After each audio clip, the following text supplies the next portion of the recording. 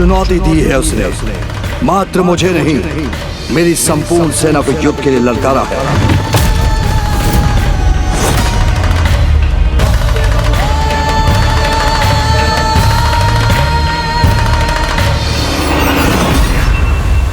ये क्या कह दिया तुमने शंखचूड़? त्रिलोकाधिपति होकर भी ये कैसी मूर्खता कर दी तुमने? तुम्हारे अति उत्साह ने तुम्हें अपना दास बना दिया है। अपने वरदान के रहस्य का संकेत ही नहीं दिया, अपितु स्वयं महादेव को उनकी सेना के साथ ललकार दिया। पुत्र, उचित कहते हैं गुरुदेव, तुमने बहुत बड़ी भूल की है। महादेव हैं वो, उनकी शक्ति का किसी को भी अनुमान नहीं, और तुमने उनकी सेना को भी चुनौती दे डाली। इसमें कौन कौन योद्धा हैं, ये भी हमें ज्ञात नहीं। महादेव की सेना है महाराज दम, उसमें सबसे पराक्रमी योद्धा ही होंगे। हर हर महादेव!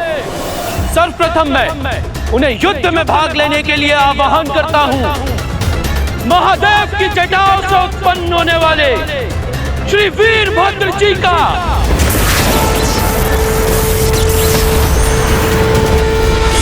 और माता भद्रकाली का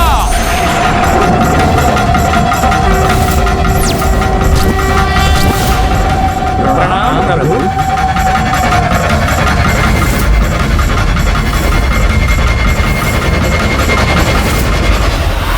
फिर प्रभु की अनुमति से महादेव की शक्ति माता महेश्वरी का आवाहन करता हूँ। ओम उत्पत्ति हेम रुचिराम रविचंद्र वहिन नेत्रां धनुश्चर्यतांडकुशपाशकुंडं रम्यैर्भुजैश्व दधति। प्रणाम माता। शक्तिरूपा कामेश्वरी हृदि भजामि कृतेन्दुलेखा।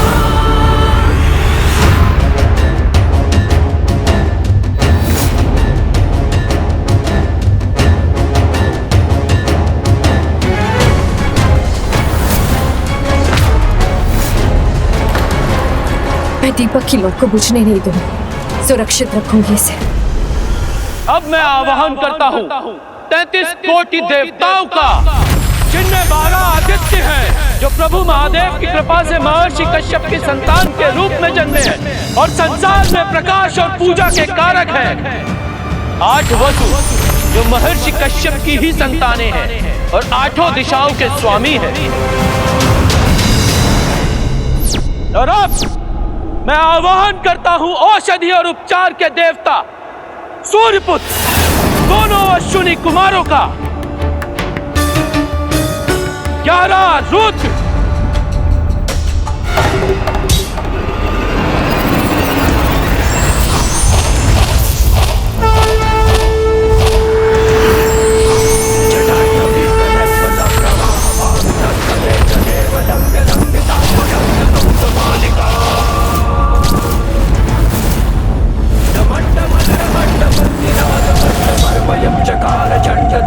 प्रणाम प्रभु। ओम नमः शिवाय, ओम नमः शिवाय। संसार पर ग्रह दशाओं के अनुसार प्रभाव डालने वाले नवग्रह सूर्य, चंद्र, मंगल, बुध, बृहस्पति, शनि, राहु, केतु और शुक्र का। हाँ, उचित सुना तुमने। मेरा भी आवाहन किया है नंदी जी ने, इसीलिए मुझे भी महादेव की सेना का भाग बनने के लिए जाना होगा।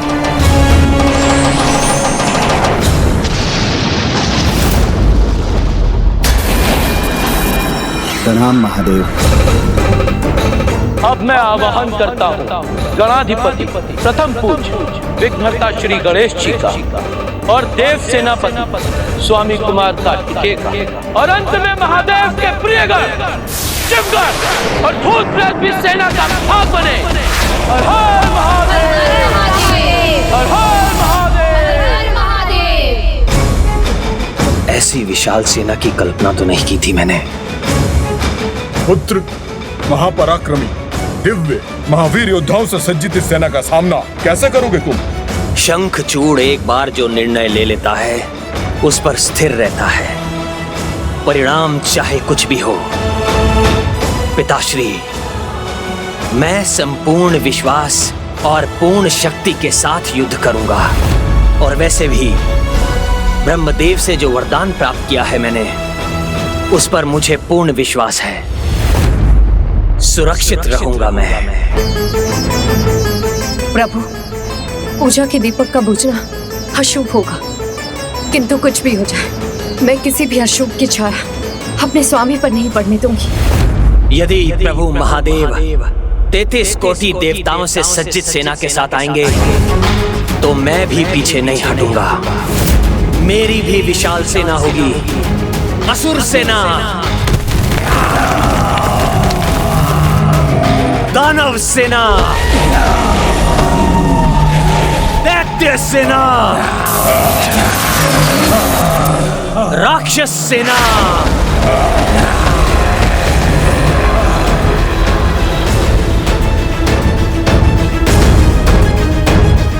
त्रिलोकपति के पिता का भयभीत होना शोभा नहीं देता। ये सब मैंने वरदान से प्राप्त किया है। पिताश्री, तनिक विचार कीजिए, जब संपूर्ण सेना हमारे साथ होगी तो किसी भी युद्ध में विजय मुझे ही प्राप्त होगी। हमारी सेना देखकर उनकी भी सेना कंपित हो उठेगी, और यदि ऐसा नहीं भी हुआ तो मेरे पास मेरा वरदान तो है ही, और मेरी अपनी शक्ति भी।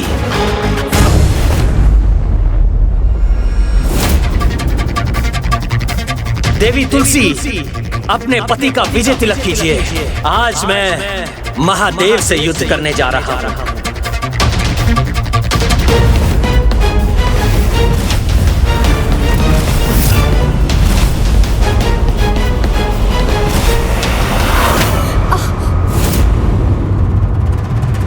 ये आपने क्या किया प्रिय?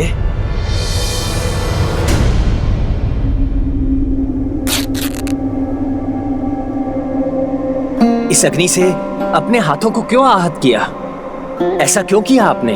यही तो मेरा प्रश्न है स्वामी, ऐसा क्यों किया आपने? क्या ऐसा मैंने क्या किया प्रिय? आपने महादेव को चुनौती क्यों दी? क्योंकि वो मेरा कर्तव्य था प्रिय। सर्वप्रथम चुनौती मुझे दी गई थी। मुझे स्वर्ग लोक का सिंहासन त्याग कर पाताल लोक प्रस्थान करने को कहा गया था। क्या वो उचित था? न्याय था? और यदि मैं पाताल लोक चला भी जाता तो क्या पाताल लोक के वासी मुझे स्वीकार करते, सम्मान देते? क्या मेरे सम्मान से बड़ा कुछ है आपके लिए? हाँ स्वामी, आपका जीवन।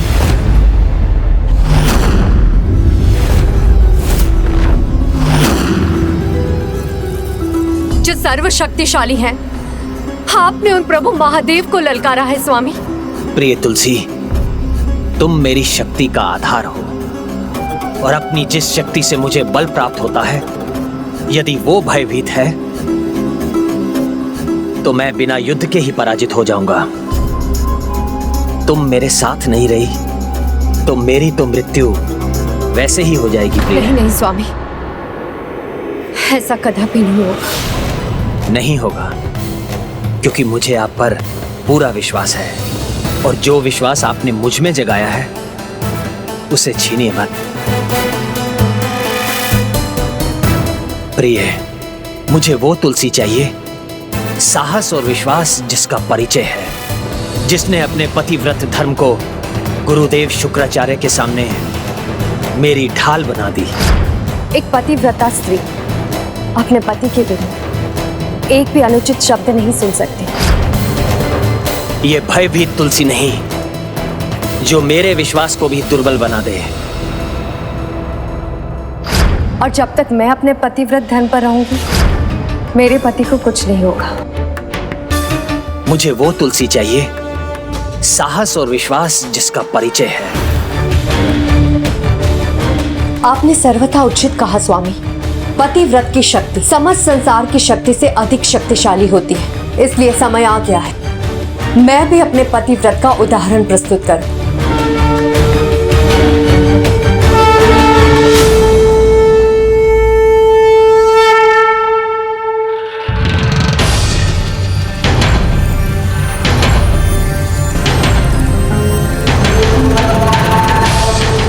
प्रभु, गणेश स्वयं कृष्ण तत्व है, इसीलिए वो युद्ध कर किसी भी कृष्ण भक्त को हानि नहीं पहुंचाएगा।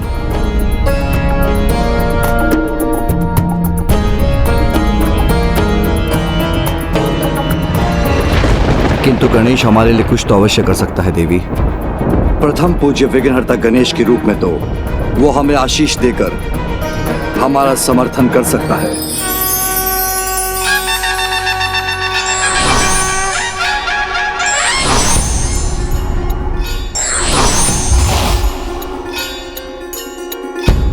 किसी भी शुभ कार्य का आरंभ सदा प्रथम पूज्य की पूजा से होना चाहिए।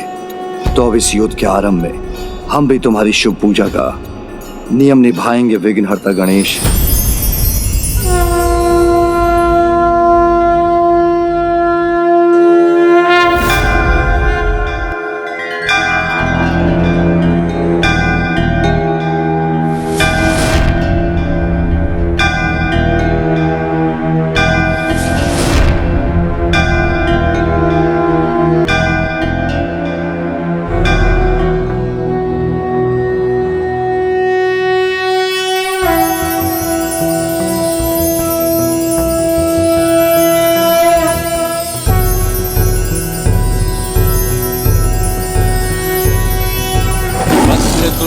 महाकाय सूर्यकोटि समप्रभ निर्विघ्नं कुरु मे देव सर्वकार्येषु सर्वदा।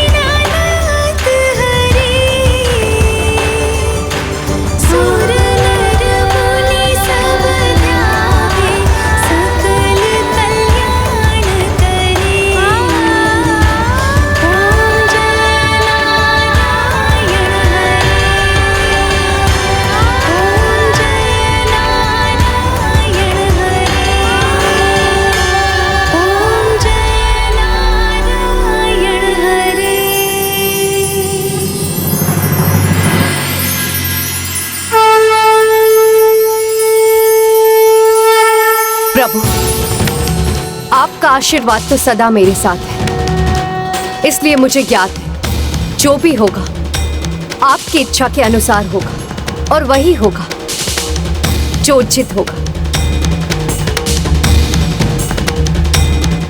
यदि मेरी पतिव्रता में पवित्रता है तो ये बुझा हुआ दीपक स्वामी का विजय दीपक बनकर प्रज्वलित हो उठेगा।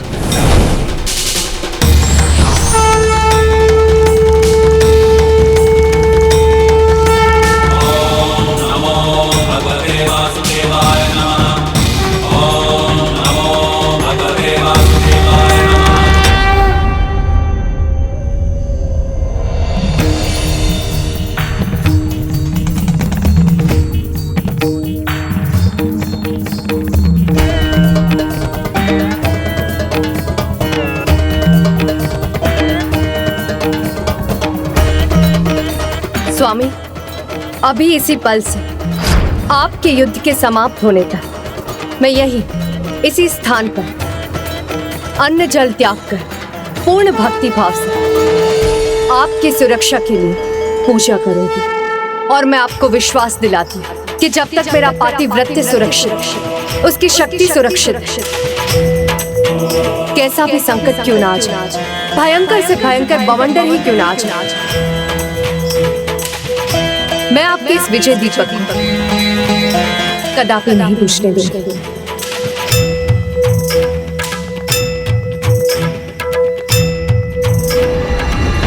मैं आशीर्वाद देता हूँ कि इस युद्ध में आपके सामने आने वाली प्रत्येक चुनौती मिट जाए, प्रत्येक विघ्न टल जाए, विजय प्राप्त करें आप।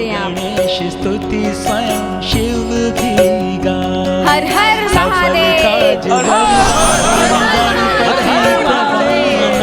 प्रथम पूजिता महात्मा संसार जाए।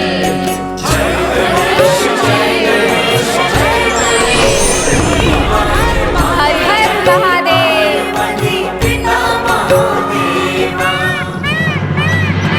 ये क्या हो रहा है प्रभु? एक और प्रथम पूज्य श्री गणेश जी का आशीष है और एक और पतिव्रता का प्रण। दोनों कैसे सफल हो सकते हैं? क्या हो रहा है प्रभु? देवश्री नारद, वही होगा जो देवी तुलसी ने कहा, अर्थात वही होगा जो सर्वथा उचित होगा।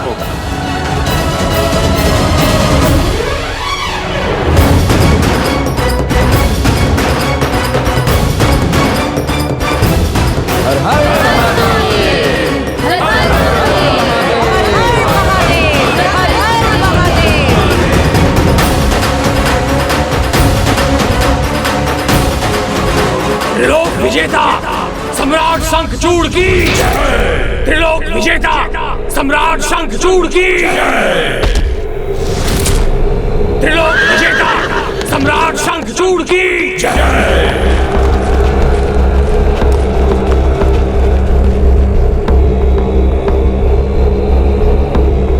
आक्रमण की आज्ञा दीजिए पिताश्री। विजयी भव पुत्र।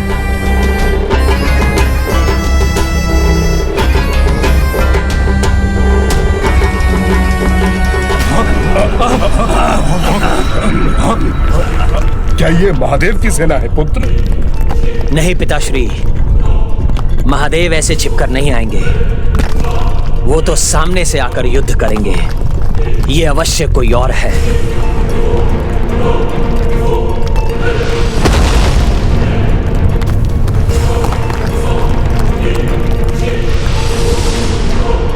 कौन है ये शत्रु जो छिपकर वार कर रहा है? चिंता मत कीजिए पिताश्री, मेरा अग्नि अस्त्र इस द्रव्य को नष्ट कर देगा।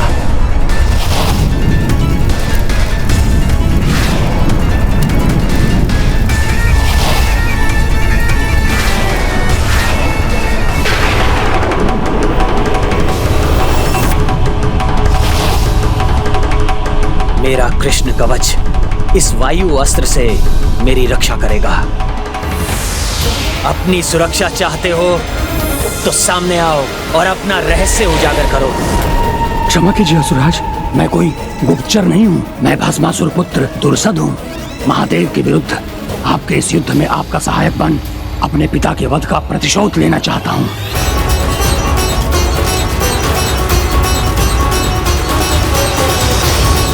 महादेव के विरुद्ध आपके इस युद्ध में आपका सहायक बन अपने पिता के वध का प्रतिशोध लेना चाहता हूँ।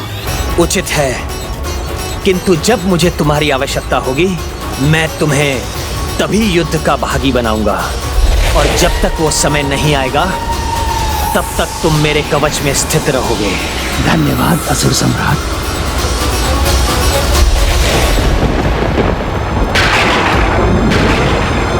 अब ये क्या है पुत्र? और कोई नहीं, ये महादेव की ही सेना है पिताश्री। आगे बढ़ो। लोक विजेता सम्राट शंखचूड़ की जय। हर हर महादेव, हर हर महादेव, हर हर महादेव।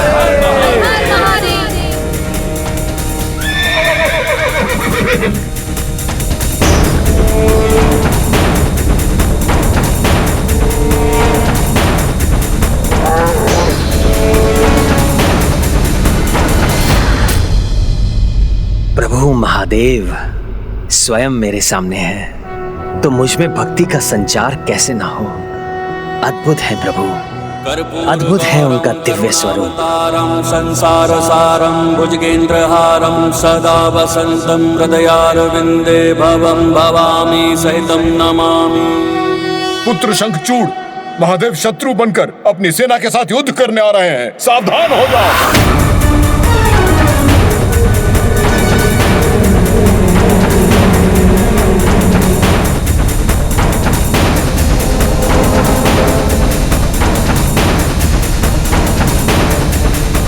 पुत्र, ये तुम क्या कर रहे हो? जो लोग शत्रु बनकर आए हैं, तुम उनके पास क्यों जा रहे हो? ये कर क्या रहा है? कदाचित पिताश्री महादेव के साक्षात योद्धा रूप को देखकर इसकी सुबुद्धि जाग उठी।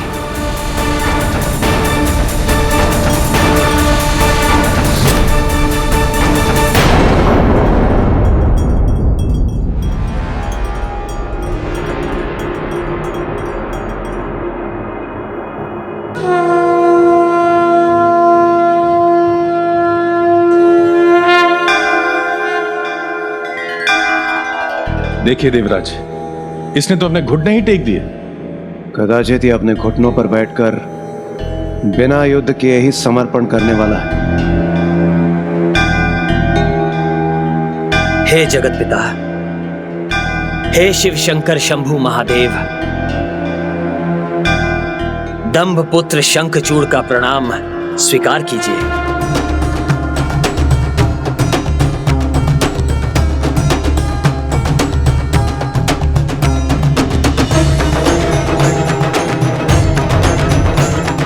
और आशीर्वाद दे कि मैं ये युद्ध अपने पूर्ण पराक्रम, शौर्य और कौशल के साथ करूंगा।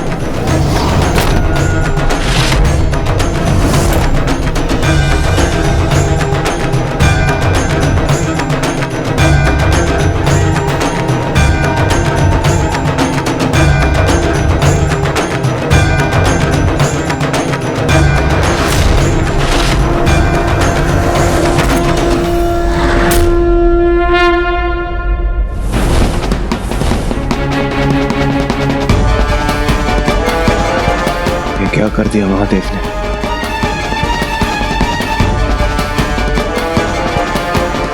प्रभु, आपका आशीर्वाद भक्त शंखचूड़ को प्राप्त हुआ है, किंतु अब वही शंखचूड़ शत्रु के रूप में आपसे युद्ध करेगा।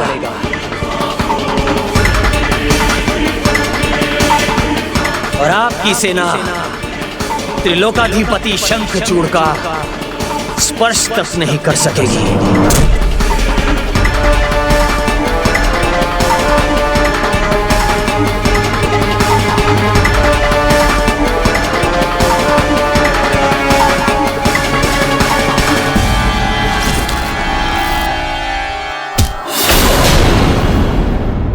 पिताश्री, मुझे आदेश दीजिए, मैं अभी आक्रमण कर इस दुष्ट और इसके अहंकार दोनों का नाश कर देता हूं। नहीं पुत्र, सेनापति नहीं, अभी सेना के आगे बढ़ने का समय है। तुम सेनापति होने का कर्तव्य निभाओ, योजना बनाकर निर्देश दो। कहो, सर्वप्रथम किस सेनानायक को भेजना चाहते हो तुम? योजनाओं में समय व्यर्थ नहीं करूंगा मैं, सीधा आक्रमण करूंगा और अंत करूंगा इस युद्ध का।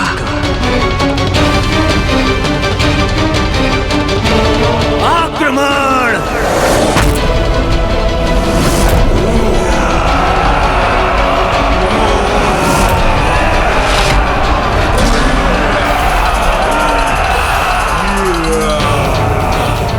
लगता है देव सेनापति के प्राण ही सूख गए हैं हमारी विशाल सेना का आक्रमण देखकर।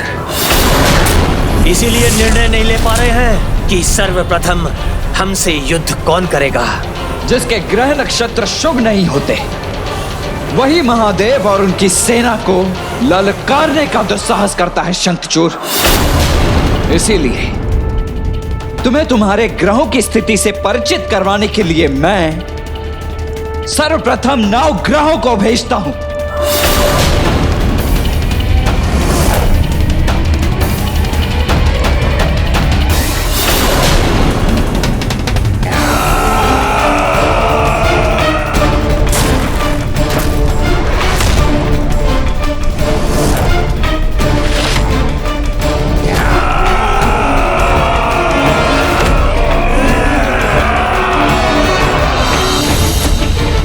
भयंकर असुर सेना से युद्ध करने ये सभी 9 ग्रह निशस्त्र क्यों खड़े हैं? क्योंकि 9 ग्रहों को अस्त्र शस्त्र की आवश्यकता नहीं भाभी माँ, उनकी तो कुदृष्टि ही पर्याप्त है।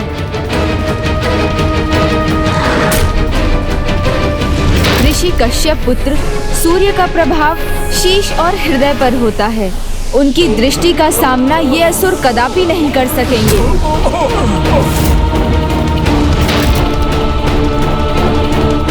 महर्षि अत्रि पुत्र चंद्र अपनी दृष्टि से मस्तिष्क को प्रभावित करते हैं। बुद्धि में भ्रम उत्पन्न कर किसी का भी नाश कर सकते हैं।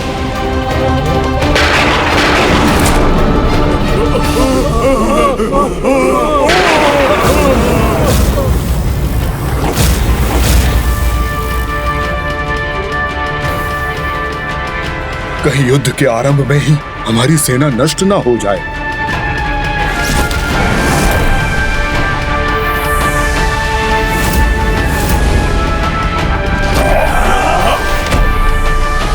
धरती पुत्र मंगल के कुप्रभाव से पित्त दोष और रक्त दोष होता है।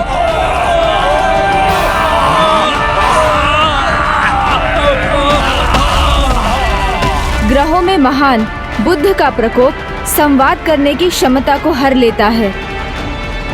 देवगुरु बृहस्पति के प्रभाव से शक्ति का क्षीण होना आरंभ होता है। सूर्य पुत्र शनि का प्रकोप शरीर में अस्थि पंजर को दुर्बल बनाता है। ओम नमो भगवते वासुदेवाय नमः। ओम नमो भगवते वासुदेवाय नमः। पुत्र, ये 9 ग्रह तो हमारी सेना को नष्ट कर रहे हैं। तुम कुछ कर क्यों नहीं रहे हो? शीघ्रता करो। राहु और केतु की अंधकारी कुदृष्टि अन्य ग्रहों का प्रकोप बढ़ा देती है। पुत्र, तुम इनका सामना करके इन्हें रोक क्यों नहीं रहे हो? वैसे अब 9 ग्रहों में गुरु शुक्राचार्य का आगे बढ़ना ही शेष है, पर वो तो हमारे गुरु हैं, अतः वो हमें हानि नहीं पहुंचाएंगे।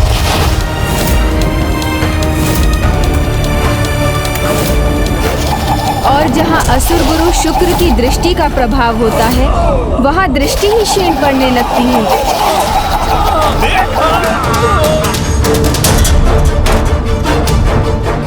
हमारी संपूर्ण सेना का नाश हो रहा है और तुम देख रहे हो।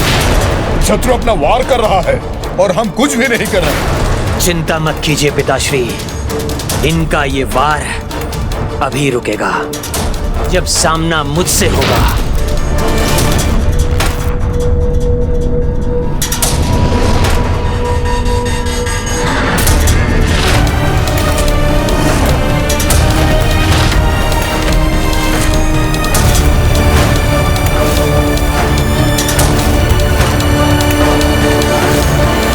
ग्रहों का प्रभाव शंखचूड़ के सामने है, फिर भी उसे कोई चिंता नहीं, जबकि अब तो सभी नवग्रह उसे ही घेर रहे हैं।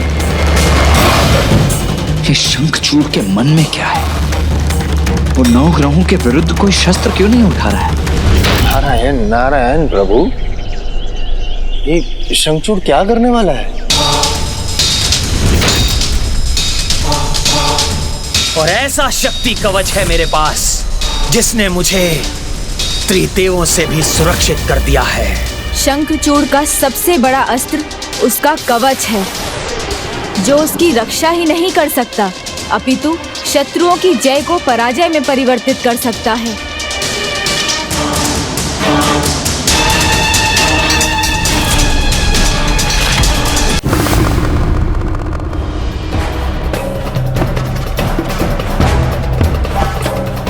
ऐसा वरदानी कवच है जिसके कारण मैं देवताओं के सामने अजय हूं, और ऐसा शक्ति कवच है मेरे पास जिसने मुझे त्रिदेवों से भी सुरक्षित कर दिया है। वो नवग्रहों के प्रकोप से सुरक्षित रहा तो उसने अपने वरदान को लेकर जो कहा था वो सत्य प्रमाणित होगा, अन्यथा हमारी विजय होगी।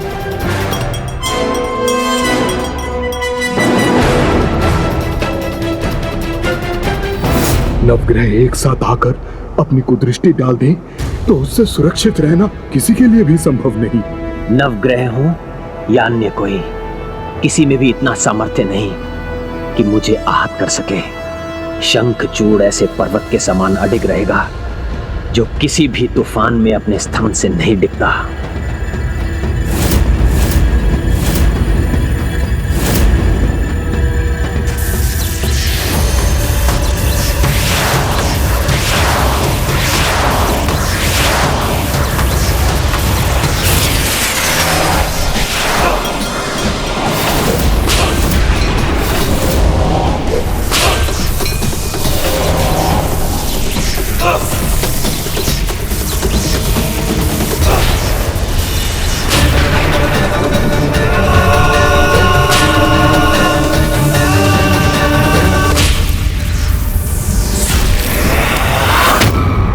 तो उचित ही कहा था शंखचूड़ ने, उसके दिव्य कवच ने उसे अजेय बना दिया है।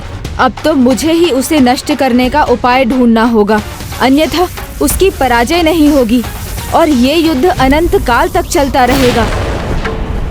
वरदान में प्राप्त अपने स्वामी के इस कवच की रक्षा मेरे पतिव्रत का कवच करेगा।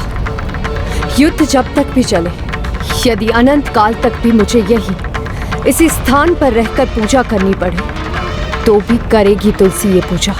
ओम नमो भगवते वासुदेवाय नमः। नारायण नारायण प्रभु, ना किसी की जय होगी ना पराजय होगी, इस युद्ध का परिणाम क्या होगा प्रभु? देवर्षि, आप तो ज्ञानी हैं। नियति तो सब निर्धारित कर ही लेती है। संसार को अब तुलसी के रूप में एक दिव्य पौधा मिलने का समय निकट ही है। बस धीरज रखिए इस अंतिम चरण के अंत तक।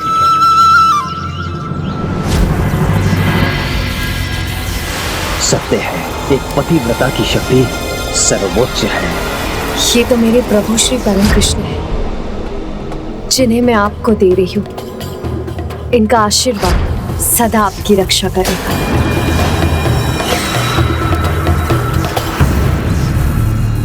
और मेरी ये बांसुरी उसी शक्ति की प्रतीक है।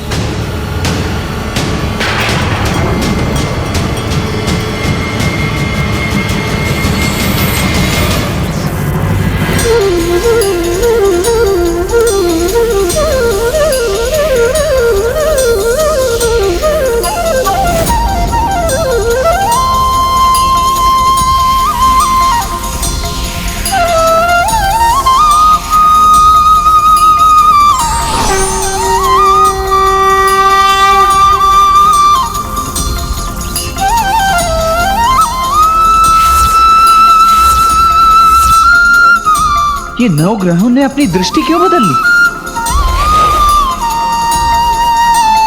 ये कैसे संभव किया इस शंखचूड़ ने? ये सब उस बांसुरी का प्रभाव है जो स्वयं देवी तुलसी ने बनाई थी, जो परम श्री कृष्ण का आशीर्वाद होने के कारण दिव्य हो गई है।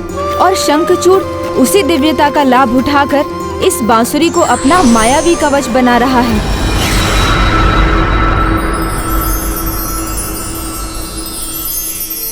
आप सबने नारायण के श्री कृष्ण रूप के एक अनन्य भक्त और उसकी सेना पर कुदृष्टि डालने का विचार भी कैसे किया? आश्चर्य है, नारायण को पूजने वाले आप नवग्रहों पर कदाचित आप भूल गए सूर्यदेव, नारायण अवतार श्री राम ने भी सूर्य वंश में जन्म लिया था। ओम सूर्यदेवाय नमः, ओम सूर्यदेवाय नमः। शनिदेव, आप तो स्वयं परम श्री कृष्ण के भक्त हैं। आप मंगल धरती पुत्र होने के नाते आप माता सीता के भ्राता हैं। सागर से उत्पन्न चंद्रदेव, आप तो माता लक्ष्मी के भ्राता हैं। बुद्धदेव, आप तो चंद्रदेव के पुत्र हैं। देव गुरु बृहस्पति, जो जगत गुरु होने के नाते आपके भी गुरु हैं, वो परम श्री कृष्ण मेरे प्रभु हैं। राहु और केतु, आप दोनों को तो मोहिनी रूप में श्री हरि नारायण ने नवरूप दिया है, इसलिए एक प्रकार से वो आपके पिता हैं। गुरुदेव शुक्राचार्य, आप भी तो माता लक्ष्मी के ही भ्राता हैं, फिर भी एक नारायण भक्त के साथ ऐसा व्यवहार, आप सभी नवग्रहों को ये शोभा नहीं देता कि आप सब मुझे हानि पहुंचाएं। उचित तो ये होगा कि आप सब अपने ग्रहों रत्नों से इस नारायण भक्त की रक्षा करें। क्षमा कीजिए प्रभु, हम सब नवग्रह एक नारायण भक्त पर वार नहीं कर सकते। हे महान नारायण भक्त, हमें तुम्हारी रक्षा करनी चाहिए। तुम्हारी रक्षा ही हमारा कर्तव्य है।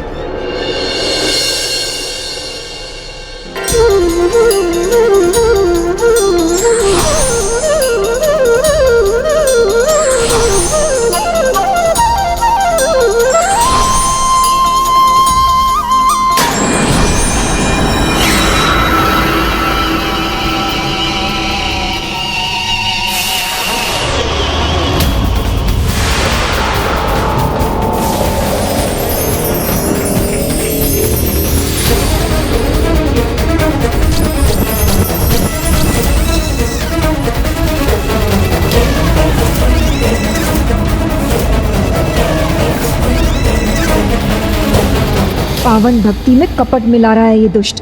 अपनी भक्ति को अपने स्वार्थ के लिए प्रयोग कर रहा है। जो जल जीवन देता है, उसमें कोई विष मिला दे तो विषैला होकर वही जल जीवन लेने वाला हो जाता है भाभी माँ।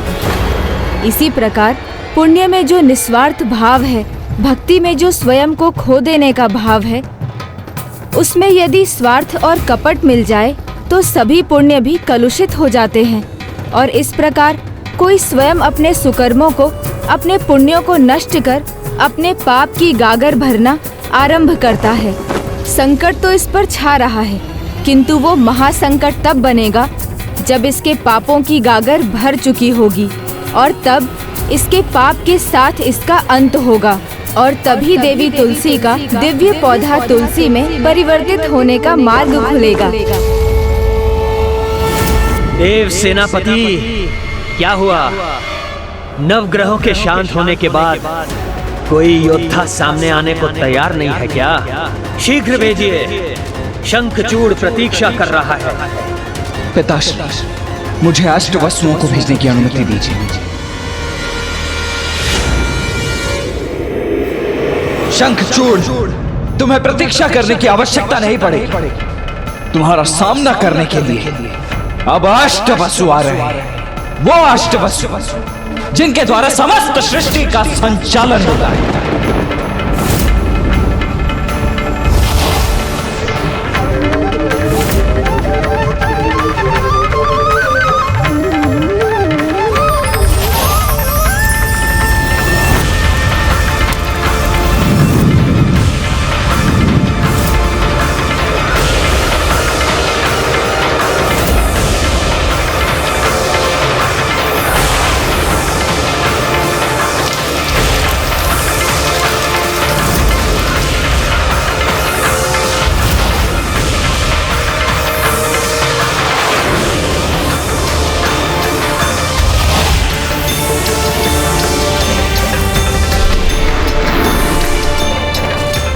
हे देव सेनापति, अष्ट वसुओं के साथ हमें भी जाने की अनुमति दें।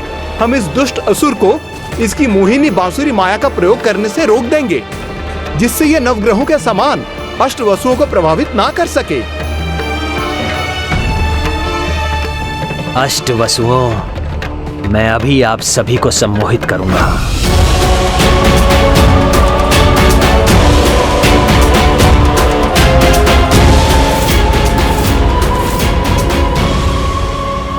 शंखचूड़, इस बार तुम्हारी माया सफल नहीं होगी। हम अश्विनी कुमार तुम्हारी माया की शक्ति को रोक देंगे।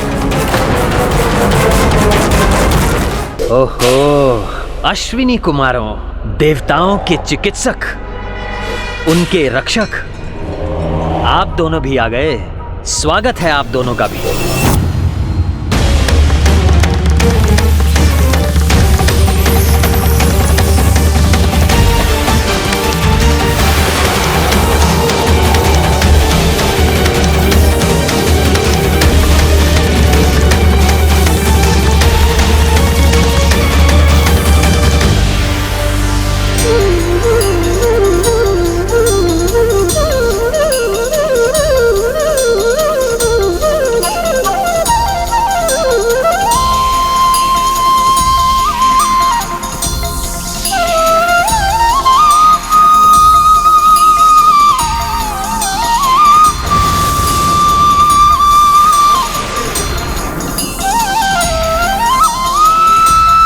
श्री परम कृष्ण के स्वरूप का लाभ उठा रहा है, छल कर रहा है, पाप कर रहा है। इसे इसका परिणाम तो भुगतना ही होगा।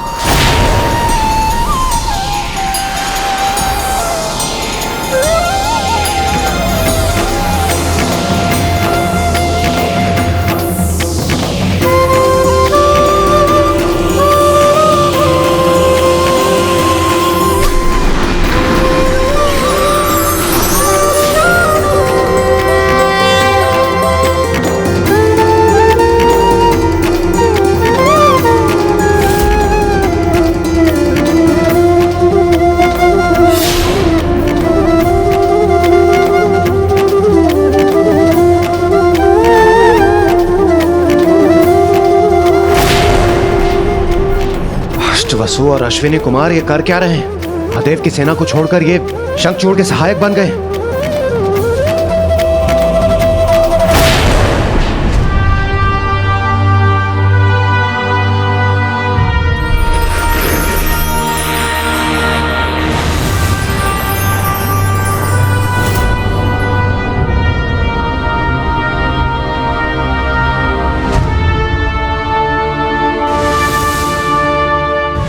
निश्चित रूप से शंखचूड़ के कवच में ही कोई रहस्य छिपा है, जिसमें ये सभी विलीन हुए हैं। मुझे उसका कोई उपाय शीघ्र ढूंढना होगा। 12 आदित्य, अंशुमान, आर्यमान, इंद्र, त्वष्टा, धातु, पर्जन्य, भूषण, भग, मित्र, वरुण, वैवस्वत और विष्णु, अब आप सभी आक्रमण करेंगे। आप सभी 12 आदित्यों की ऊर्जा को भेदना असंभव है। इस दुष्ट की माया आप सभी को प्रभावित नहीं कर सकेगी। इसीलिए आगे बढ़िए और पराजित कीजिए इस दुष्ट को।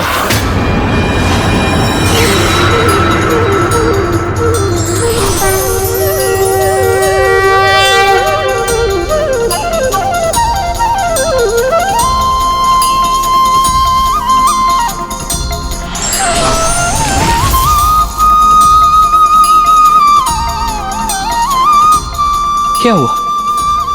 क्या इन्होंने मेरा आदेश नहीं सुना?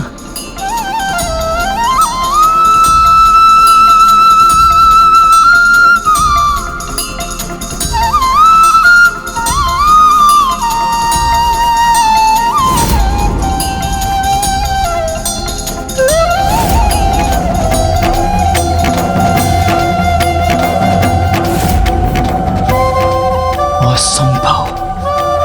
इस दुष्ट ने 12 आदित्यों को भी अपने वश में कैसे कर लिया?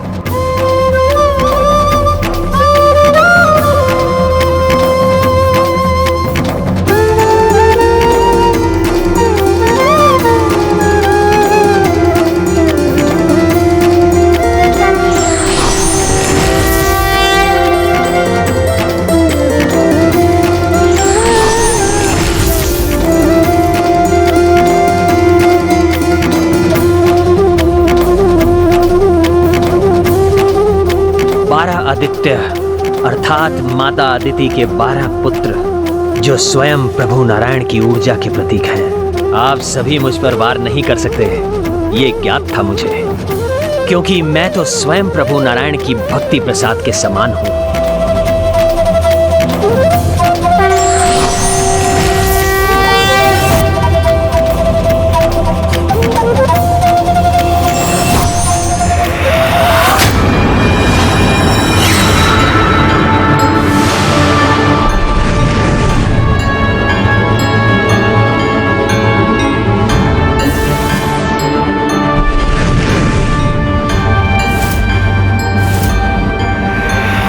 असंभव। ये तो नियंत्रण स्वयं को शक्तिशाली बनाता जा रहा है। नहीं भाभी माँ, ये निरंतर भूल पर भूल कर रहा है और अपने अंत को अपने निकट बुला रहा है। मेरे हृदय की ज्योति, मेरे स्वामी के प्राण इस दीपक की लौ पर टिके हैं। इसे तो सुरक्षित रहना ही होगा। ओम नमो भगवते वासुदेवाय, कृष्णाय नमो नमः। 11 रुद्र मानो, महान, महात्मा, गतिमान, भीषण, भयंकर, ऋतुध्वज, ऊर्ध्वकेश, पिंगलाक्ष, रुचि, शुचि तथा कालाग्नि। अब आप सभी की बारी है आक्रमण करने की।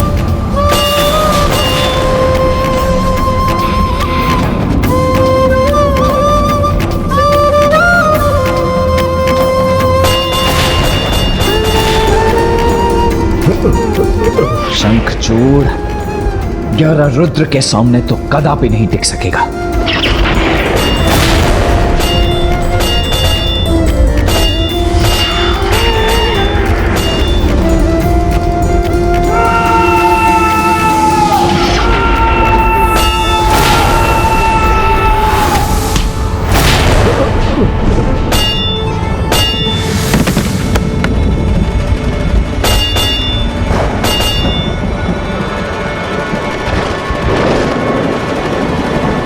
अब इस दुष्ट का अंत अवश्य होगा। 11 रुद्रों का आक्रमण कहीं पुत्र शंखचूड़ पर भारी न पड़ जाए।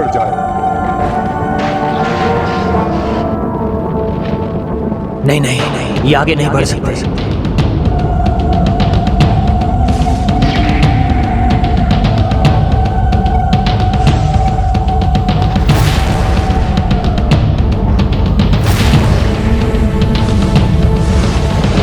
मेरे लिए तो बांसुरी की धुन उत्पन्न करना भी कठिन हो गया है।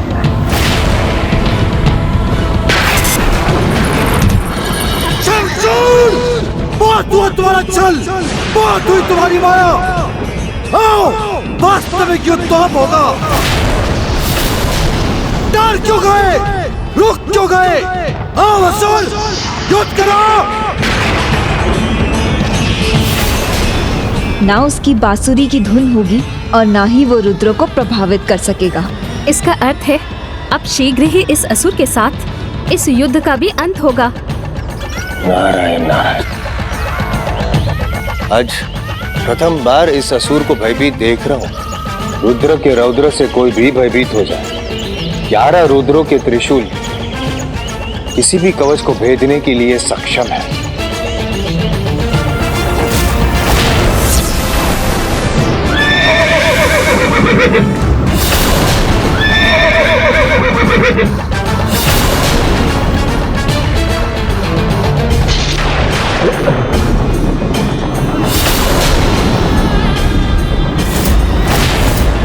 कृष्णाय नमो नमः।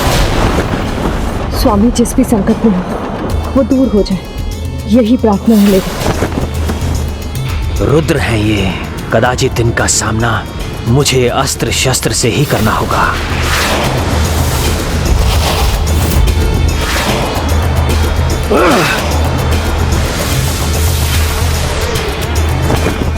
कुछ भी हो जाए, आज ये पतिव्रता अपने सुहाग के इस दीपक की लौ को कदापि नहीं बुझने देगी।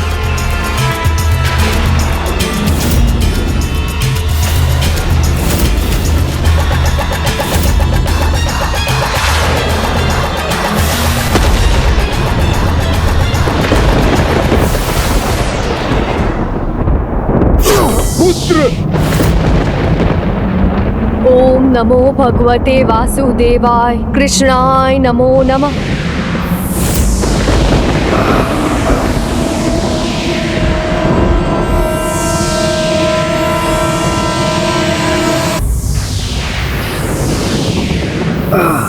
बस अब क्षण भर के भीतर ये त्रिशूल इसका हृदय भेद देगा और अंत हो जाएगा इस दुष्ट का।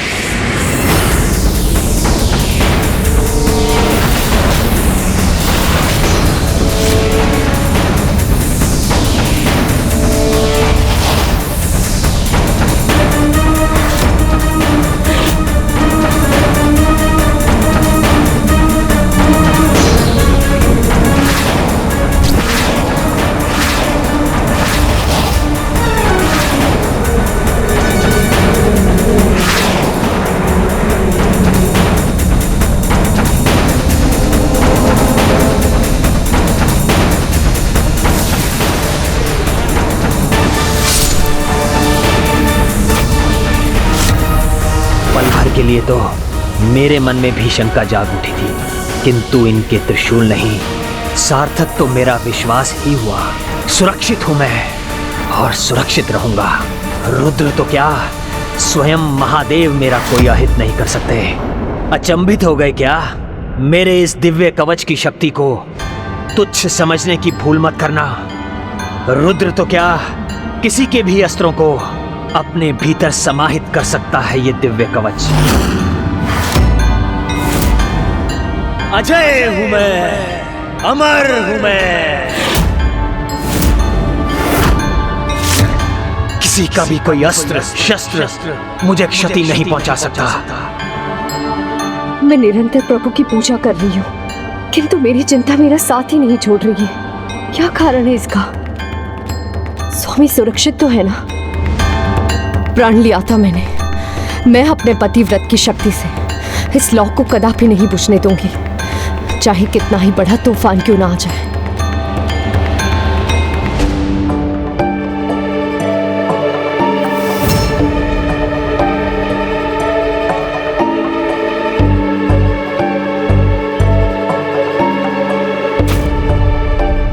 इनके प्रहार को नष्ट करके इनके क्रोध को मैंने और जागृत कर दिया है।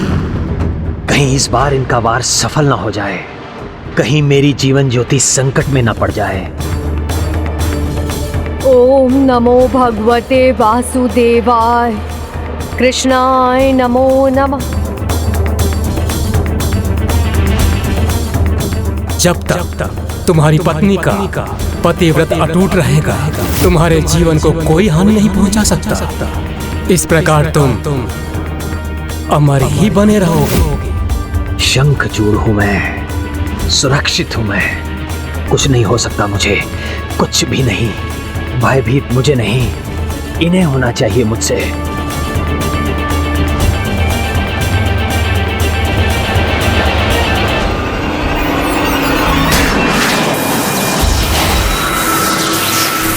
ओम नमो भगवते वासुदेवाय कृष्णाय नमो नमः। ओम नमो भगवते वासुदेवाय कृष्णाय नमो नमः। स्वामी पर जो भी संकट छाया था, कदाचित वो तो टल गया, किंतु मैं अपने वचन, अपनी पूजा पर स्थिर रहूंगी। नवग्रह, 33 कोटि देवता, अष्टवसु, सभी आदित्य और सभी रुद्र भी अब मेरे अधीन हैं।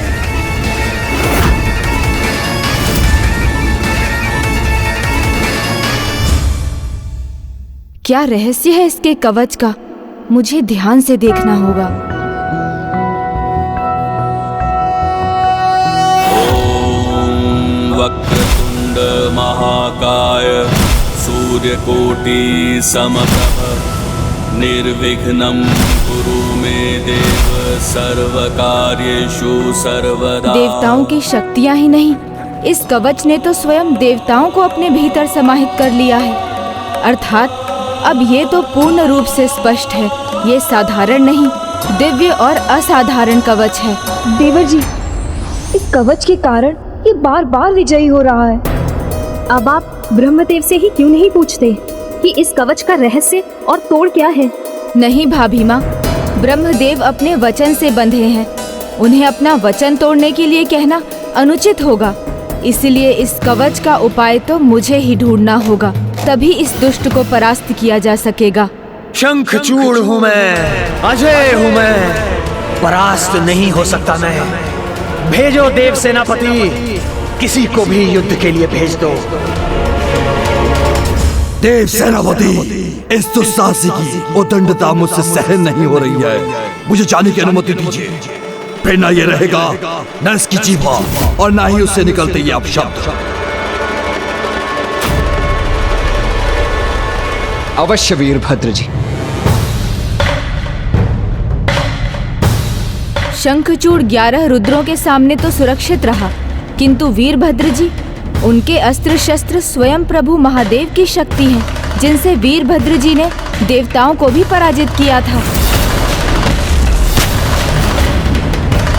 तो फिर शंखचूड़ उनसे अपनी सुरक्षा कैसे करेगा?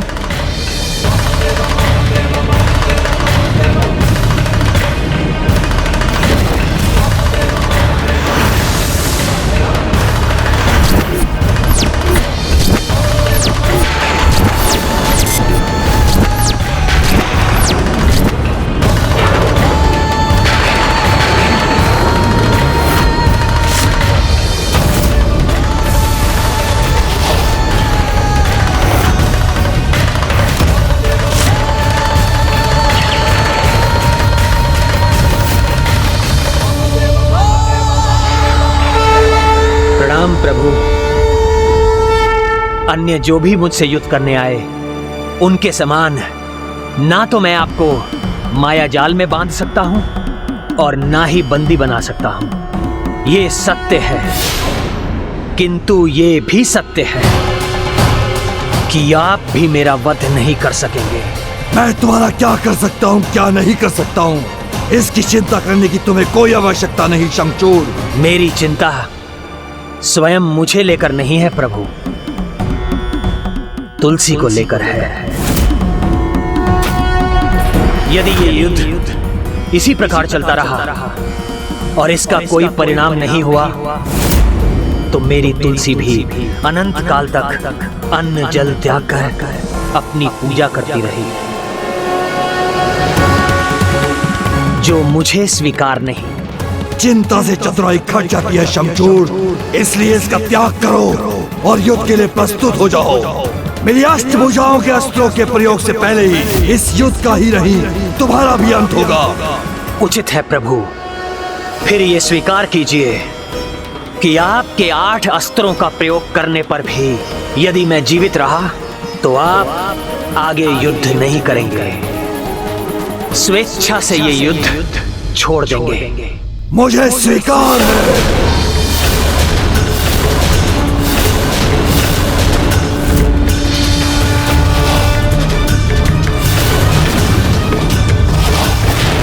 तो उचित है प्रभु, अब आप मेरे अस्त्र का सामना कीजिए।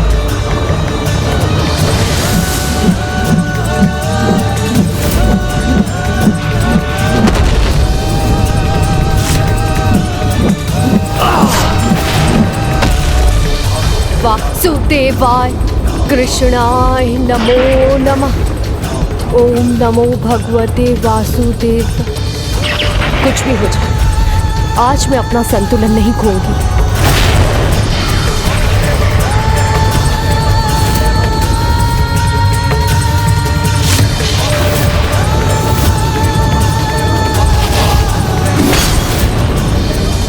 मेरे चक्र और खड़क तुम्हारा अंत करेंगे शंखचूड़।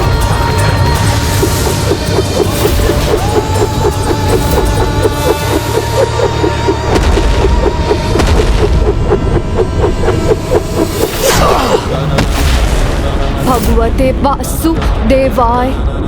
ओम नमो भगवते वासुदेवाय कृष्णाय नमो नमः।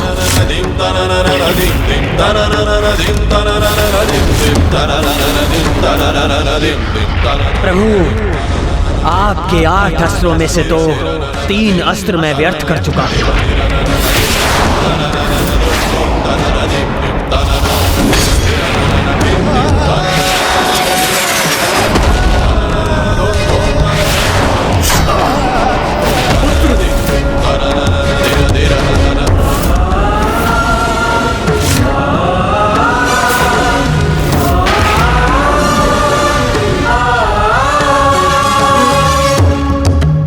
अब तक तो 5 अस्त्रों का प्रहार व्यर्थ हो चुका है प्रभु। अब तो केवल 3 ही शेष हैं। तो लो, अब इसका भी वार सहो।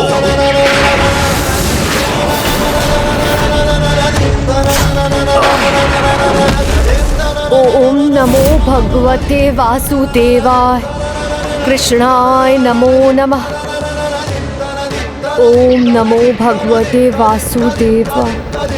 नहीं नहीं, न आज इस दीपक की लौ बुझेगी, ना ही स्वामी को कुछ होगा।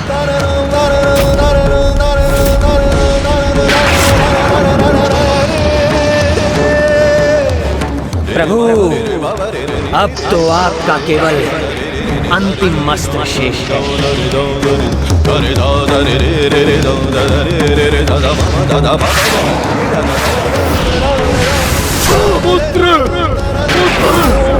नमो भगवते वासुदेवाय कृष्णाय नमो नमः।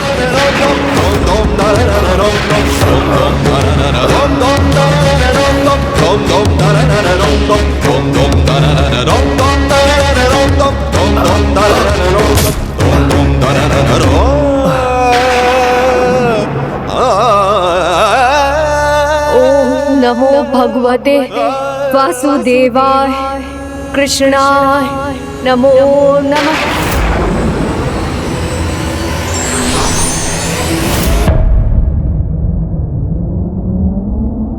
नहीं, ये संभव नहीं। आहत नहीं हो सकता मेरा पुत्र। ओम नमो भगवते वासुदेवाय कृष्णाय नमो नमः।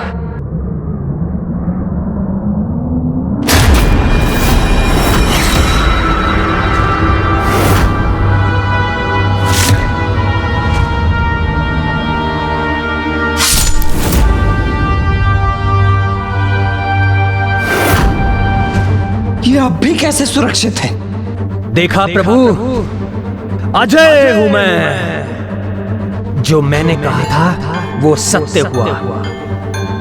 आपके अस्त्र मुझे आहत नहीं कर सके, किंतु अब जो आपने स्वीकार किया था उसके अनुसार आपके युद्ध से पीछे हटने का समय आ गया है कि आपके 8 अस्त्रों का प्रयोग करने पर भी यदि मैं जीवित रहा, स्वेच्छा से ये युद्ध छोड़ देंगे।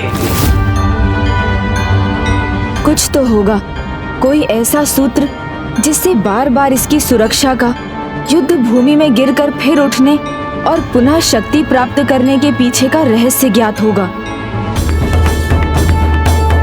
ऐसा वरदानी कवच है जिसके कारण मैं देवताओं के सामने अजय, और ऐसा शक्ति कवच है मेरे पास जिसने मुझे त्रिदेवों से भी सुरक्षित कर दिया है। यदि इसका ये दिव्य कवच इन अस्त्रों से इसकी रक्षा कर रहा है, तो वो शक्ति कवच जिसकी बात इसने की थी वो ही इसे फिर से खड़े होने की शक्ति दे रहा है। अर्थात पिता श्री महादेव से इसका सामना हो उसके पहले हमें ये दोनों गुत्थियां एक साथ सुलझानी होंगी।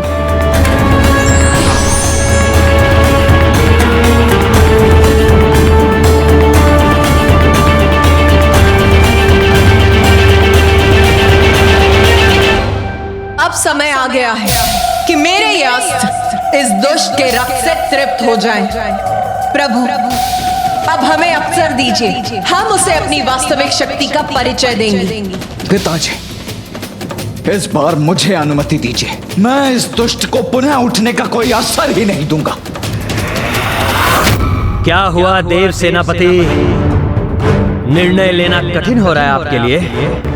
कोई बात नहीं, मैं आपका निर्णय सरल कर देता हूं। मेरी दानव और दैत्य सेना आप तीनों को हमसे एक साथ युद्ध की चुनौती देते हैं।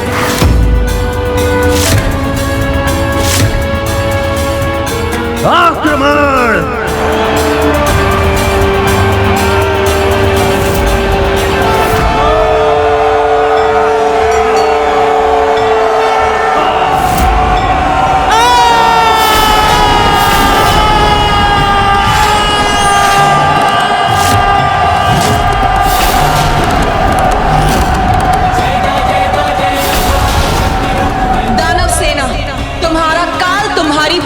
प्रतीक्षा कर रहा है। दैत्य सेना, तुम्हारी शिलाओं को रक्त से रिक्त करूंगी मैं।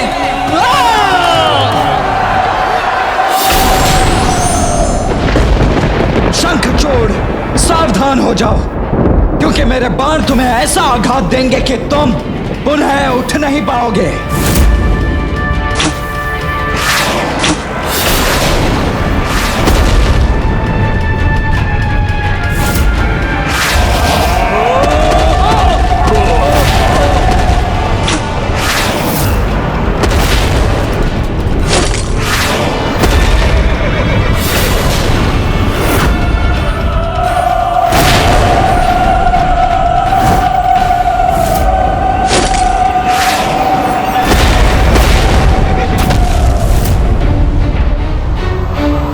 शंखचूड़, अब तो रथ विहीन भी हो चुके हो तुम। मैं कहता हूं समय है, अभी भी समय है, समर्पण कर दो। देखो, एक भी दानव सैनिक शेष नहीं रहा।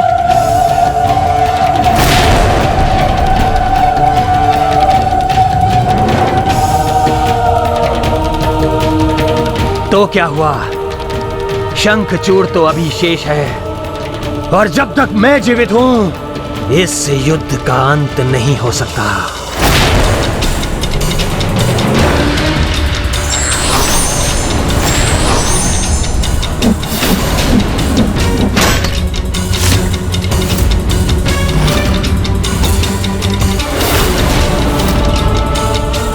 दुस्साहसी शंखचूड़, अब अपने काल से भेंट करने के लिए तैयार हो जाओ शंखचूड़।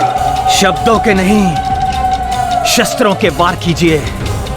आपके अनेकों प्रहारों के बाद भी मैं यही रहूंगा, जीवित और सुरक्षित।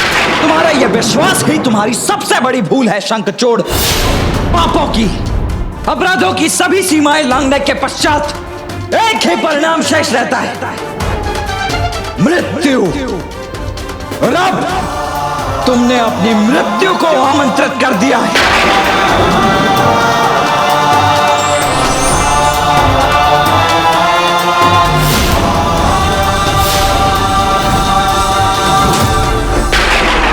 तो प्रतीक्षा किस बात की? आइए, आप तीनों आगे बढ़िए। मैं आपके सामने हूं, आप तीनों के सभी अस्त्रों का एक साथ सामना करने के लिए।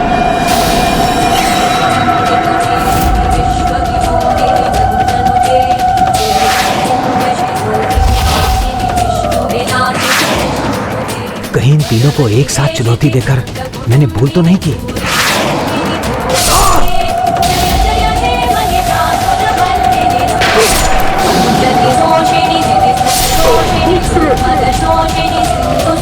ओम नमो भगवते वासुदेवाय कृष्णाय नमो नमः।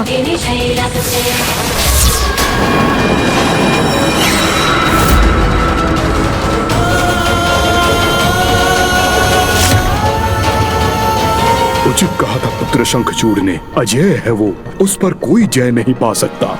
ये क्या कवच है इसका, जो शिवजी की सेना से युद्ध करने पर भी ये सुरक्षित खड़ा है? आप सबने नारायण के श्री कृष्ण रूप के एक अनन्य भक्त और उसकी सेना पर कुदृष्टि डालने का विचार भी कैसे किया? प्रभु नारायण का नाम लेकर उसने सभी को अपने कवच में स्थित किया है, और वीरभद्र जी के शिव शक्ति वाले अस्त्रों के प्रहार सहने का सामर्थ्य भी एकमात्र श्री हरि नारायण में ही है। अर्थात? हाँ देवर जी, आपका संकेत क्या है? बस इतना ही भाभी माँ, कि इसकी सुरक्षा करने वाला कवच कृष्ण कवच है, जो मात्र एक महान कृष्ण भक्त ही धारण कर सकता है। अंत करना तो दूर, कोई मुझे तनिक भी क्षति नहीं पहुंचा सकता। अमृतत्व नहीं दिया तो क्या हुआ? ब्रह्मदेव ने 2 कवच देकर अमर ही तो कर दिया है मुझे। 2 कवच? एक तो कृष्ण कवच है, किंतु दूसरा कौन सा कवच है इसके पास? दूसरे कवच का रहस्य भी इसने जो कहा उसी में छिपा है। यदि ये युद्ध इसी प्रकार चलता रहा और इसका कोई परिणाम नहीं हुआ, तो मेरी तुलसी भी अनंत काल तक अन्न जल त्याग कर अपनी पूजा करती रहेगी। जो मुझे स्वीकार नहीं, वो दूसरा कवच निस्संदेह ही शक्ति कवच है।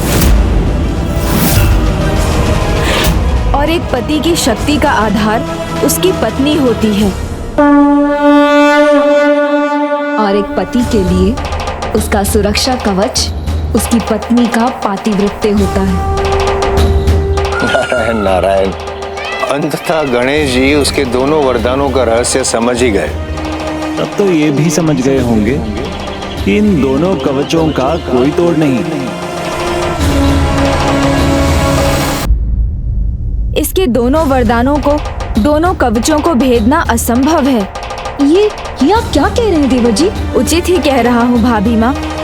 कृष्ण कवच का धारक जब तक स्वयं उसे ना त्यागे, कोई उसे हानि नहीं पहुँचा सकता। और एक पतिव्रता जो कवच अपने पति को देती है, उसमें अपार शक्ति निहित होती है। इसका अर्थ है वो असुर उचित ही कह रहा है। अमर ना होकर भी वो अमर ही है।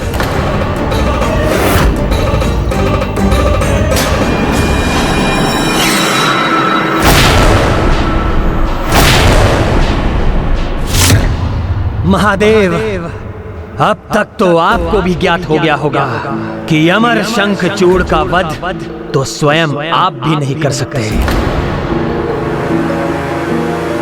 यही कारण है ना कि आपने अपनी सेना को भेजा, 33 कोटि देवताओं को, अपने पुत्र को, यहाँ तक कि अपनी पत्नी को भी भेजा, किंतु स्वयं मुझसे युद्ध करने नहीं आए। कहीं आपकी विफलता से आपका मान भंग न हो जाए, संसार में आपका महत्व कम न हो जाए। बस शंखचूड़, बस इतना भी दुस्साहस मत करो कि मैं आप। मेरा संवाद आपसे नहीं, स्वयं महादेव से है। क्यों महादेव, उचित कहा ना मैंने? आपको भी शंका है ना कि आप मुझे कोई हानि नहीं पहुंचा सकेंगे, कि आप मुझे कोई हानि नहीं पहुंचा सकेंगे। यही सत्य भी है। तो समय व्यर्थ किए बिना इस सत्य को स्वीकार कीजिए, अपनी पराजय मानकर कैलाश लौट जाइए या युद्ध कीजिए मुझसे। कैलाश लौट जाइए या युद्ध कीजिए मुझसे। मैं वचन देता हूं, यदि आप पीछे मुड़ गए तो मैं कैलाश पर आक्रमण नहीं करूंगा। कैलाशपति बने रहिए, क्योंकि शंखचूड़ को कैलाशपति बनने में कोई रुचि नहीं है। शेष सभी मुझ पर छोड़ दीजिए। मेरे राज्य में, मेरे शासन में हस्तक्षेप मत कीजिए।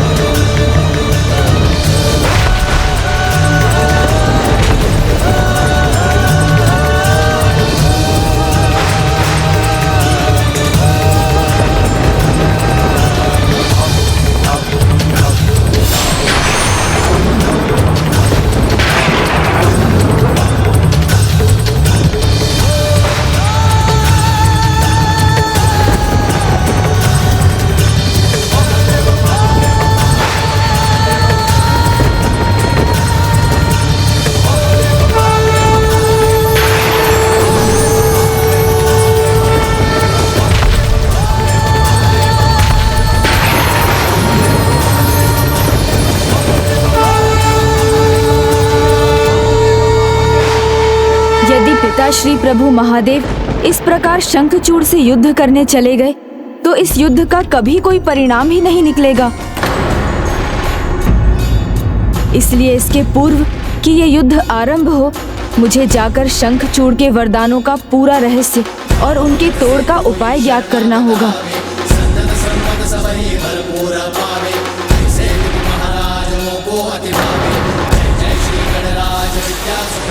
गणेश जी यहाँ, किंतु स्वयं कृष्ण अंश होने के कारण वो मुझसे युद्ध नहीं करेंगे, तो फिर वो बीच युद्ध भूमि में क्यों आ रहे हैं?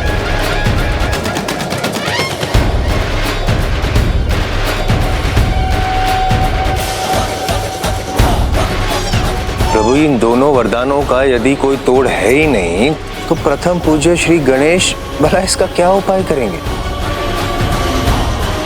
और इस युद्ध का अंत कैसे होगा? विघ्न हरता है श्री गणेश। उनके चरण जहां भी पड़ते हैं विघ्न वहां से स्वयं दूर हो जाते हैं। इसलिए आप निश्चिंत रहिए, वो इस विघ्न का भी कोई उपाय अवश्य ढूंढ लेंगे और परिस्थिति के अनुसार विघ्नहर्ता को विघ्नकर्ता बनने में कोई विलंब नहीं होता।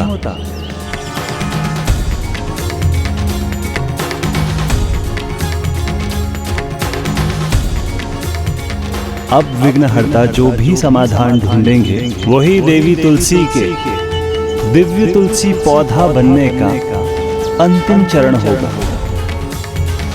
गणेश जी, आप मेरे विघ्नकर्ता बनकर आए अवश्य हैं, किंतु मैं अपने मार्ग पर आपको कोई विघ्न उत्पन्न नहीं करने दूंगा।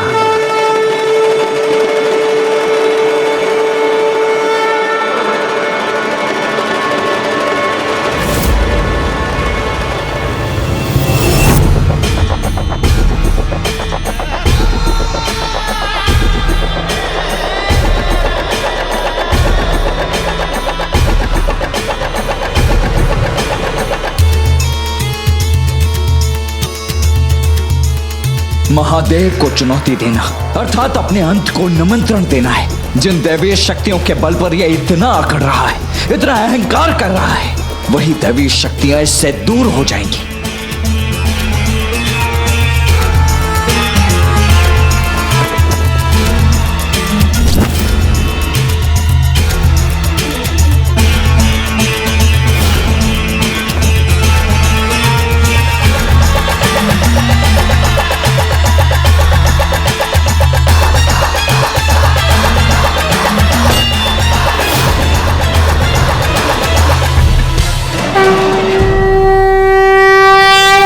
मेरे वरदान में विघ्न डालने वाले एकमात्र विघ्नकर्ता गणेश ही हो सकते हैं, और वो महादेव की ओर बढ़ते ही जा रहे हैं। अर्थात उन्हें अवश्य मेरे वरदान का रहस्य ज्ञात हो गया है। मुझे उन्हें महादेव तक पहुंचने से रोकना ही होगा। महादेव के विरुद्ध आपके इस युद्ध में आपका सहायक बन अपने पिता के वध का प्रतिशोध लेना चाहता हूँ। भस्मासुर पुत्र दुरासत,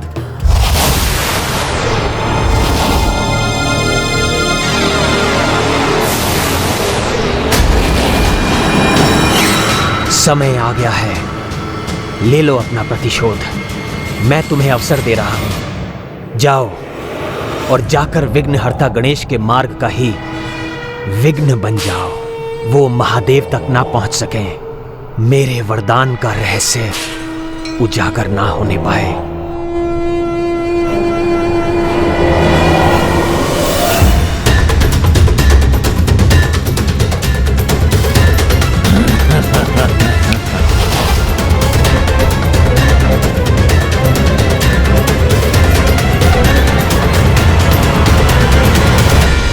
आश्चर्य, शंखचूड़ के चारों ओर यह वाष्प कैसा?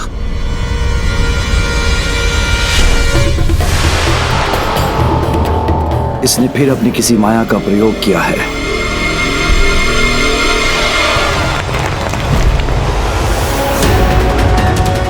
महादेव, अंततः आप युद्ध भूमि में आ ही गए। युद्ध से पहले शंखचूड़ का स्वागत स्वीकार कीजिए।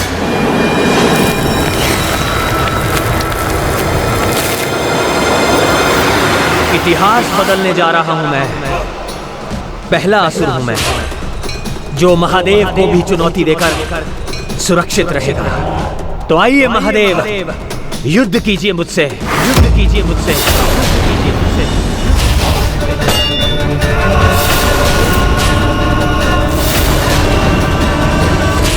शंखचूड़ कृष्ण कवच से सुरक्षित है। बिना ये ज्ञात हुए यदि प्रभु महादेव ने उस पर वार किया तो कृष्ण कवच की नारायण शक्ति का टकराव प्रभु महादेव की शक्ति से होगा। यदि ऐसा हुआ तो प्रभु दोनों शक्तियों के विस्फोट का भयंकर परिणाम होगा। सर्वनाश हो जाएगा, सर्वनाश हो जाएगा।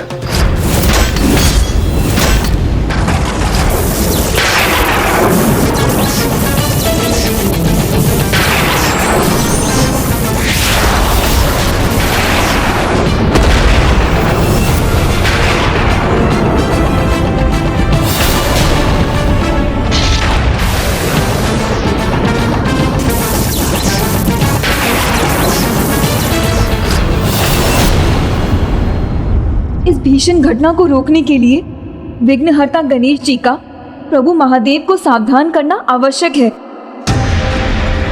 किंतु वो है कहाँ?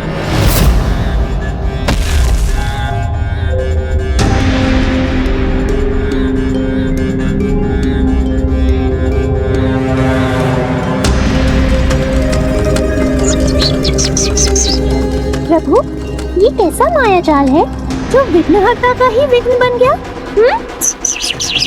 प्रभु, महादेव और शंखचूड़ का युद्ध आरंभ हो गया तो घोर अनिष्ट होगा। इसलिए हे विघ्नहर्ता, शीघ्र इस विघ्न के मायाजाल को दूर कीजिए।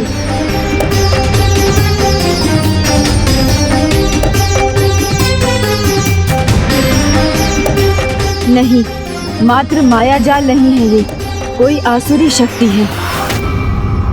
उचित समझे गणेश जी, ये मायाजाल नहीं, मैं हूँ भस्मासुर पुत्र दुरासद, वही भस्मासुर जिसके डर से महादेव को भी छिपना पड़ा था। अंबर हो, धरातल हो या हो भूतल, ये स्तंभ, ये द्वार, सब में मैं ही मैं हूँ, एकमात्र मैं, भस्मासुर पुत्र दुरासद।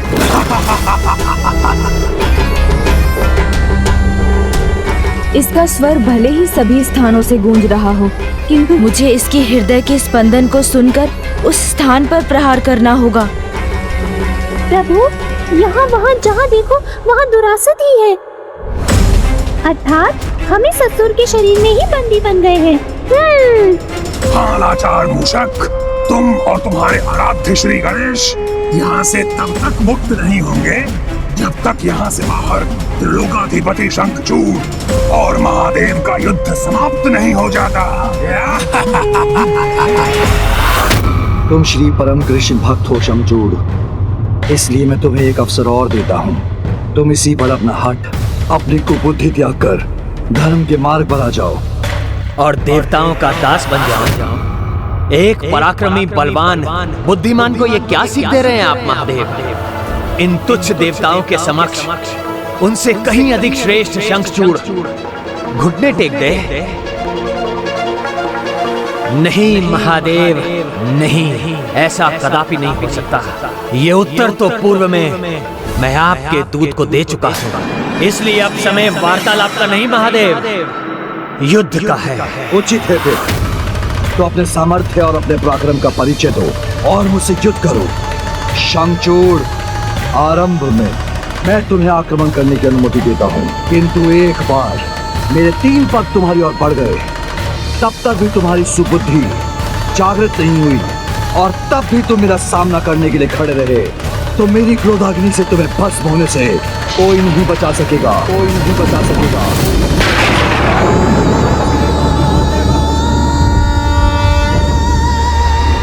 युद्ध तो आरंभ होने ही वाला है। मुझे शीघ्र यहाँ से निकलकर पिताश्री प्रभु महादेव के निकट पहुँचना होगा। दुरासद, मूर्खता मत करो, मुक्त करो हमें, अन्यथा आप क्या करेंगे गणेश जी? मुझे आप कोई हानि नहीं पहुंचा सकेंगे। अजय हूं मैं।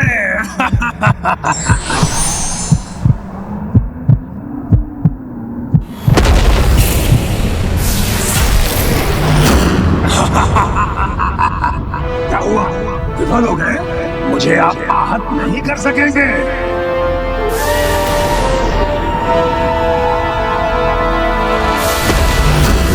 क्योंकि मैं दुरासत इच्छा अनुसार अपना रूप बदलकर कभी वायु, कभी द्रव्य और कभी ठोस आकृति में ढल सकता हूँ। यही वरदान प्राप्त है मुझे। प्रभु, इसे द्रव्य या वायु की आकृति में आने दीजिए। मैं छलांग लगाकर इससे बाहर निकल जाऊंगा और महादेव को सूचित कर दूंगा। तो मैं चला प्रभु।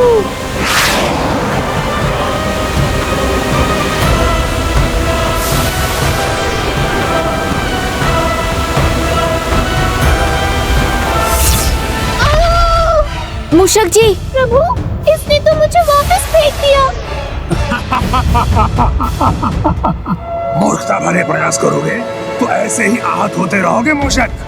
मुझसे मुक्ति पाना इतना सरल नहीं। इस माया से तो शीघ्र निकलना होगा, और वो भी अति शीघ्र। किंतु ये कैसे संभव होगा? आज वो होगा जिसकी कभी किसी ने कल्पना भी नहीं की होगी। इतिहास रचने जा रहा है मेरा पुत्र। देव को पराजित करना असंभव ही नहीं, अकल्पनीय है। तो आज मेरा पुत्र त्रिलोकाधिपति शंखचूड़ इसे साकार करेगा, महादेव पर विजय प्राप्त करेगा। महादानव वस्त्र।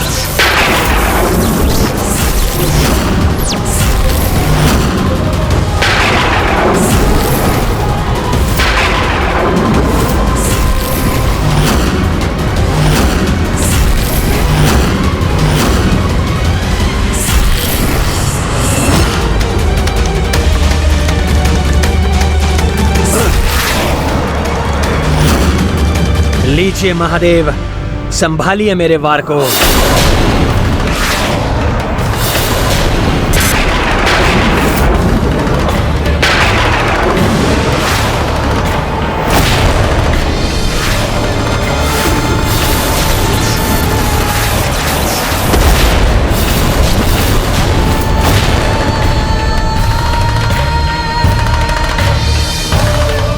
ये क्या हुआ? इनके त्रिनेत्र की दृष्टि मात्र से मेरे महाअस्त्र भस्म हो गए।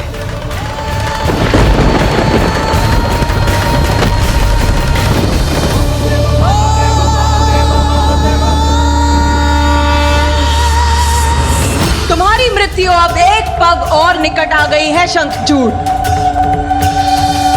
ओम नमो भगवते वासुदेवाय, कृष्णाय नमो नमः।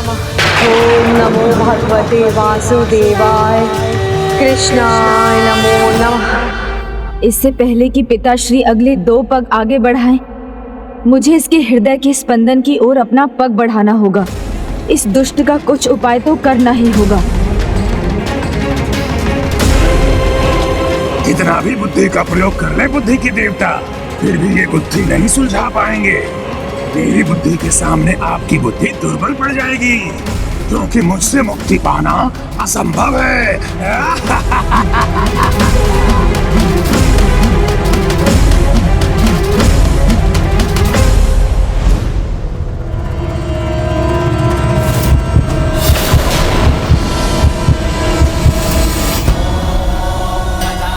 और बोला बोले बड़ा बड़ा, बक बक बारंबार, सच्चाई का दम भरे झूठ का पहरेदार।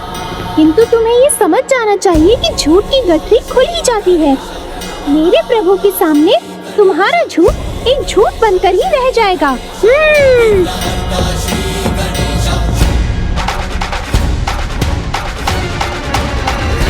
प्रभु महादेव की जय। प्रभु महादेव की जय। प्रभु महादेव की जय। प्रभु महादेव की जय। प्रभु महादेव की जय।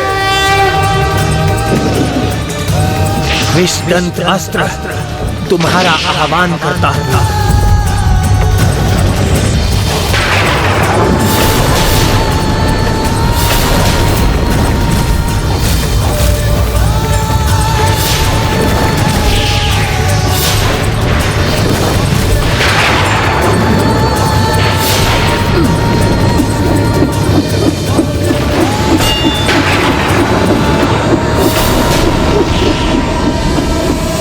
महादेव, कदाचित आप इस अस्त्र को नष्ट कर सकते हैं, किंतु इसके विष को नहीं। नष्ट तो तुम्हें होना ही होगा दुरासद, तभी मैं प्रभु महादेव तक पहुंच सकूंगा।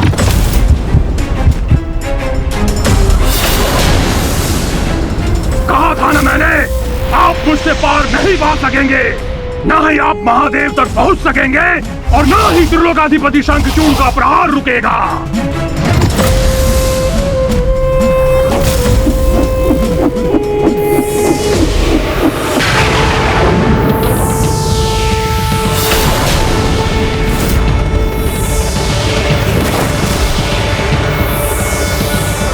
मूर्ख असुर, हलाहल जैसे भयंकर विष का पान कर संपूर्ण सृष्टि की रक्षा करने वाले नीलकंठ सदाशिव को विष दंश से आहत करने की कल्पना कर रहा था।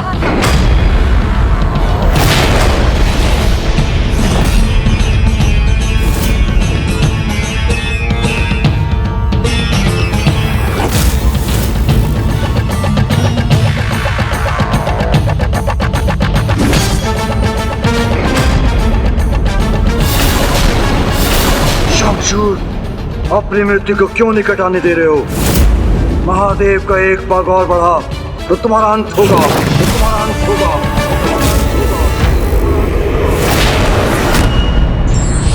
जब दो महाशक्तियां परस्पर टकराती हैं, तो महाविनाश का कारण बनती हैं। अतः ऐसी स्थिति को उत्पन्न नहीं होने देना ही बुद्धिमत्ता